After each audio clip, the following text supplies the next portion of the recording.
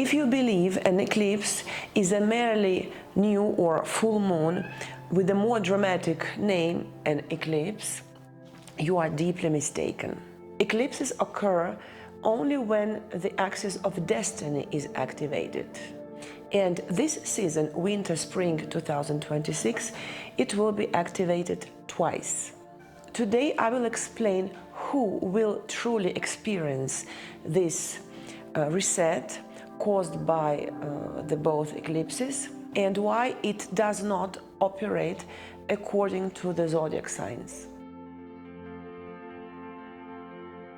Hello and welcome to my channel. I am Olga Vasilchuk. I am a professional astrologer, tarologist and esoteric coach. This is my brand new English channel. I have another channel in French that exists since 2018. Please leave a like, a comment and subscribe. An eclipse is possible only when a lunation, a new moon and the full moon forms near the lunar nodes. Yet the lunar nodes are neither planets nor physical bodies, celestial physical bodies. They are fictitious, mathematically calculated points, the intersection of the moon's orbit with the ecliptic. They are invisible, they emit nothing, and yet it's precisely through them that light can be obscured. This astronomical fact already carries deep symbolism. Destiny does not always manifest through something tangible. Sometimes it's simply a point where trajectories intersect. A solar eclipse occurs at the new moon when the moon covers the sun. A lunar eclipse occurs at the full moon when the earth casts its shadow upon the moon. In both cases, light temporarily disappears. Symbolically, this corresponds to a moment when ordinary consciousness or emotional memory moves into shadow, revealing a deeper inner layer. The lunar nodes always form an axis of opposition, a permanent tension between the past and the vector of evolution. The south node, Ketu, represents the accumulated experience, automatic patterns and karmic foundation. The north node, Rahu, indicates expansion and growth, a point that demands a conscious effort. When an eclipse activates this axis, a mechanism of course correction begins. The light fades so that one can more clearly perceive the direction in which one is truly moving. The nodal return, the return of the lunar nodes that occurs every 18 years and a half, represents a significant milestone in the life journey. It is a profound verification of the chosen path, a moment when the celestial axis aligns with the natal one. If this return for you takes place during an eclipse season, its impact is intensified. An old cycle concludes and the next demands a conscious decision. The south node no longer provides the habitual comfort, while the north node pushes toward the higher level of development. Individuals born on the day of the eclipse carry from the very beginning this connection between light and the nodal axis. This is not merely heightened sensitivity to particular transits, but a genuine matrix principle of resonance. For them, the decisive life events tend to synchronize with the rhythm of eclipse seasons, roughly every 6 months. Even if a transiting eclipse is not touching through the conjunction the natal sun or moon, activation can still occur through the actual mechanism. Their lives unfold in waves, light and shadow, expansion and revision, decision and turning point.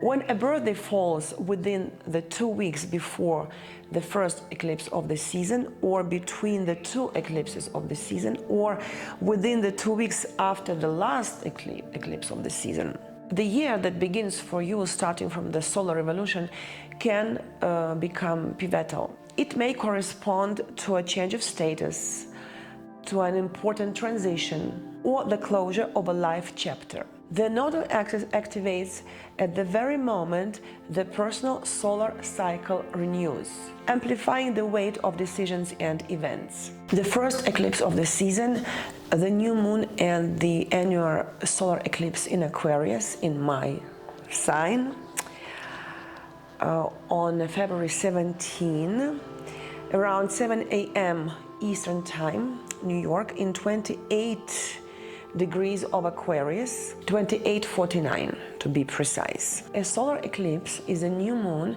aligned with the nodal axis. It marks the initiation of a new scenario, of a new life trend. During such a period, rational control may weaken, and latent fears or tensions may rise to the surface. A sense of internal disorder or chaos can emerge. Yet it is precisely from this state that a new life program begins to take shape within the astrological house concerned, the house that receives the projection of the eclipse. The sun and the moon during the solar eclipse conjoin in Aquarius, the sign of collective systems, egregores, ideologies, the future, network, and technology. Aquarius symbolizes structural renewal, more mental and systemic than emotional.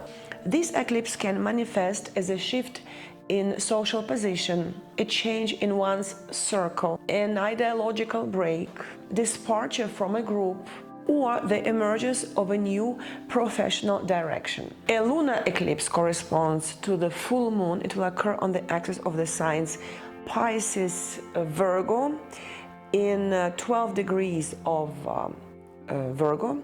The sun will be in 12 degrees of Pisces.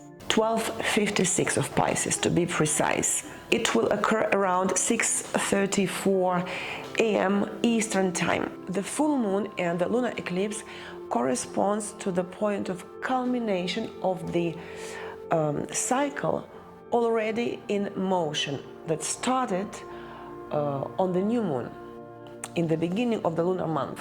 It does not initiate a new direction, but reveals the results of ongoing processes and brings a situation to its apogee. The Pisces-Virgo axis highlights the themes of health, organization, control, service, and the trust in the flow of life. Virgo symbolizes structure and analysis and the alchemical process of distillation. Pisces represents dissolution and faith, and corresponds to the alchemical process of the fusion of projections. Welcome to my natal and predictive astrology course, where I link astrological symbolism, deep archetypes with alchemy. This eclipse may expose overload, exhaustion, or the need to reassess daily rhythms and the patterns of service. Eclipses should not be interpreted through a generalized way by zodiac signs, but through a precise overlay of the eclipse transiting chart onto the natal chart of a specific person. If the eclipse point forms an exact, very tight conjunction within the orb of 4 degrees, the conjunction with your natal luminaries, especially the sun and the moon, and also with other natal personal planets, Mercury, Venus, Mars, the impact of the eclipse and its activation becomes extremely personal. The astrological natal house involved indicates the life area that will be reset, the solar eclipse, the new moon, or brought to culmination, the full moon, the lunar eclipse. The process generally unfolds over approximately 3 months. So we have to wait until the midpoint, 3 months after the eclipses that already occurred and 3 months before the next eclipse season, the midpoint, when the transiting sun forms squares to the point of the past eclipse, or the points of the past eclipses, and the square to the points of the future eclipses. In the absence of exact conjunctions of the point of the eclipse to your natal, especially personal planets, the eclipse acts primarily on a collective level. Of course, if you trace the projection of the eclipse to your natal house, you will see that there will be new scenarios in this sphere of life during the next 3, maybe 6 months. But it will be very general background energy. An eclipse formed in a specific sign is not a universal forecast for all the representatives of this sign, the solar sign. An eclipse is the geometry of your personal chart. The nodes define the axis of evolution. The luminaries mark the activation point, and the house indicates the field of manifestation, the sphere of life. When an exact conjunction with your natal planets occurs, a life scenario gradually rewrites itself.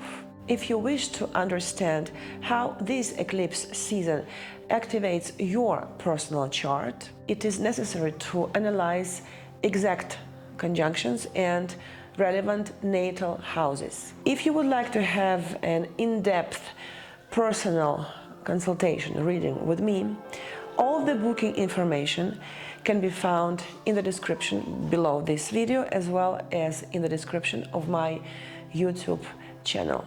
Thank you for your time. Thank you for having watched this video. Happy eclipse season, and take care of yourself. Have a nice day. Goodbye.